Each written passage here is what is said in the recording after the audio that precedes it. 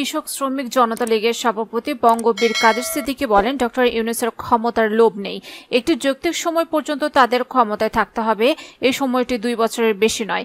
অতীতে ইউনূসের উপর শুধু জুলুম করা হয়েছে। ইউনূসকে যদি আমরা দেশের পক্ষে কাজে খাটাতে পারতাম তাহলে বাংলাদেশ আরো বেশি লাভবান হতো। আশা করছি তিনি মানুষের আশা আকাঙ্ক্ষার পূরণ করতে পারবেন। শুক্রবার রাতে টাঙ্গাইল শহরের নিজ বাসভবনে দেশের চলমান পরিস্থিতি নিয়ে সাংবাদিকদের এসব কথা বলেন কাদের সিদ্দিকী।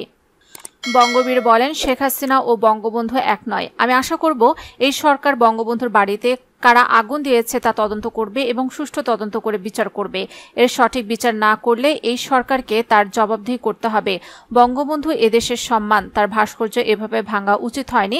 এটা যদি আন্দোলনকারীরা ভেঙে থাকে, আন্দোলনের পক্ষের লোকেরা ভেঙে থাকে, তাহলে তাদেরও জবাবদিহি করতে হবে। শিক্ষার্থীদের আন্দোলন নিয়ে তিনি বলেন, এরকম জীবনহানি এত অল্প সময়ে আমরা দেখিনি।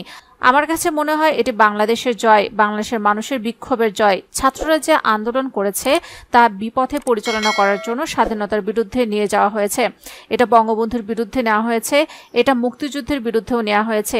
এজন্য আমি সাবধান করব, যারা আন্দোলন করে সফল হয়েছেন, সফলতার পূর্ব শর্তই হচ্ছে ন্যায় বিচার, অন্যের প্রতি ভালো আচরণ, বিনম্রতা।